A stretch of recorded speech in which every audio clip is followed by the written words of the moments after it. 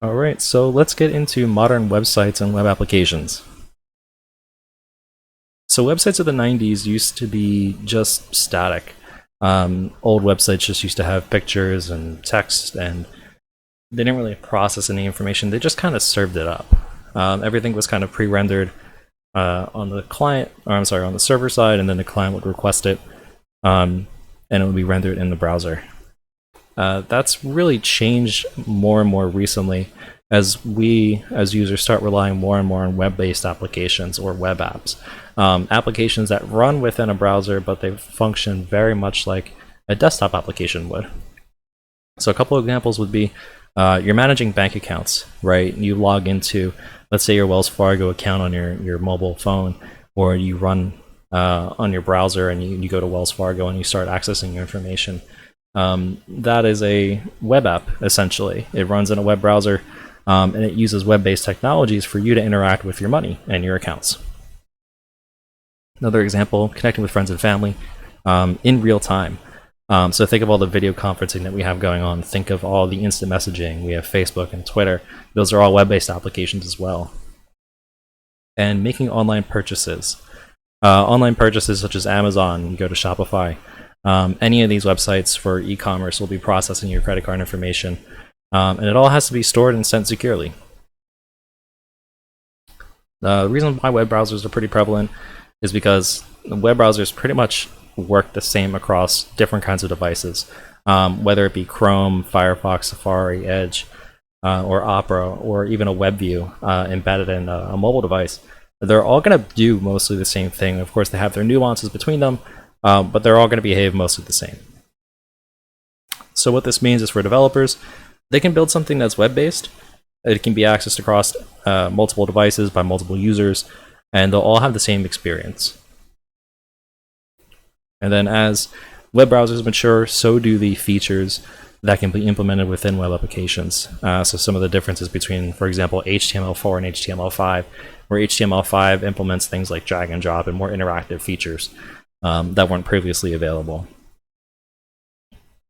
And one could argue, and this is just my personal take, that a lot of the future of our electronic lives will be served through web apps. We've already seen it more and more with consumer banking and electronic sites for purchasing, e-stores, viewing web content, watching YouTube videos and Twitch and things like that. Everything is done through the browser so much, and a lot of the same technologies are carried over into other kinds of applications that it's really hard to escape from the browsers. And I think as the world matures into the technology space, we're going to be seeing more and more reliance on web-based technologies as well. All right, so real quickly, this is the high-level view of how websites work, often referred to as the client-server model as well. So what happens, and we'll work from left to right, is that you, the client, would like to go to, for example, Facebook.com. This can be from a laptop, a phone, a PC, whatever the device might be, as long as it can reach the internet.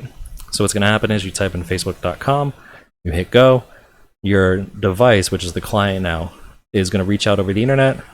We're going to go and search for the servers that run Facebook, and once the server receives your request, it's going to generate content and send it back to you. So you send the request, the server receives it, and the server is going to respond with the data that you're requesting. Generally, a couple of quick annotations. The protocol that is used to send information back and forth is called HTTP, which is the Hypertext Transfer Protocol, but there is also HTTPS, which is the secure protocol. There are two main differences between HTTP and HTTPS. HTTP runs on port 80 of a server generally, and is not encrypted from the client to the server, which means all the details of the transaction are sent in plain text. Anyone can see it. With HTTPS, the connection is secure between a client and server. We won't get into it within these set of lectures immediately, but the connection can't be sniffed, for example. There is a cryptographically secure way of encrypting the data between the client and server so that way nobody can just arbitrarily read it. And digging into the client-server model a little bit more, this is actually an example HTTP request that gets sent over the internet. So you'll see a couple things that are of value. So for example, the get GET at the top tells the server, I want to get just the blank page, just the root of the website, which is just that /. You see the host, which in this case is example.com, and you see all sorts of other headers that indicate the user agent, which is what is accessing the server content, which in this case is Mozilla, and then a bunch of other headers that kind of indicate what kind of content they're willing to accept and who they're going to accept it from and what kind of encoding and things like that. So now what happens is when the server generates the content and sends it back, it's going to be sent in a markup language. Specifically, it's going to be served in HTML, which is the hypertext markup language. So we have the hypertext transfer protocol sending the hypertext markup language, which is a set of characters that tell the web browser how to render this site for you. So for example, it'll tell you the title of the site. So, you know, if it's facebook.com, the title will be Facebook. It'll render the actual body of the website. So it'll render what the web page looks like. It'll render any images that are associated with it. And it'll also generate any scripts that need to run on the page.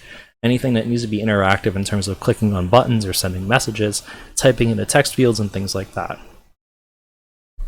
Real quickly, if we break down the main elements of a website, like I mentioned before, you have the HTML, hypertext markup language, which it can be referred to as the noun of the website or the building blocks of the website. This is the skeletal structure and all the pieces that are meant to be put in a website for it to function. Then you have CSS.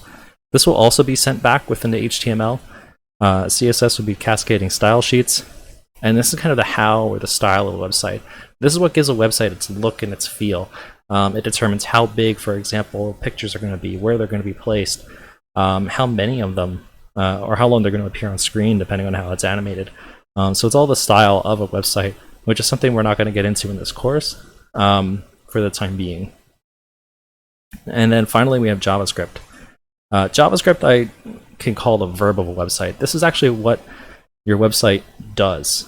This is the do of the website. So when you start clicking on buttons and you start opening new windows and you're interacting with the page, JavaScript is running on the back end, and it's interacting with your web browser to make it do stuff. And then last but not least, when you look at the HTML that's on the page, it's going to be try and rendered by the browser. So HTML at this point is pretty universal. Every web browser will use HTML, whether it be Firefox or Chrome or Opera, Safari, even Internet Explorer, Edge. While they all have their differences between them, they're all going to give you essentially the same output at the end of the day. Alright, so what's next? We're going to be building a simple website with HTML. We're going to be going through how to create the body of a website, how to add images, how to add text fields, how to incorporate JavaScript into it as well. So if you're interested in that, subscribe for future videos. I'm going to be trying to release these every week, and we'll go from there. So I appreciate it, and thanks for the time.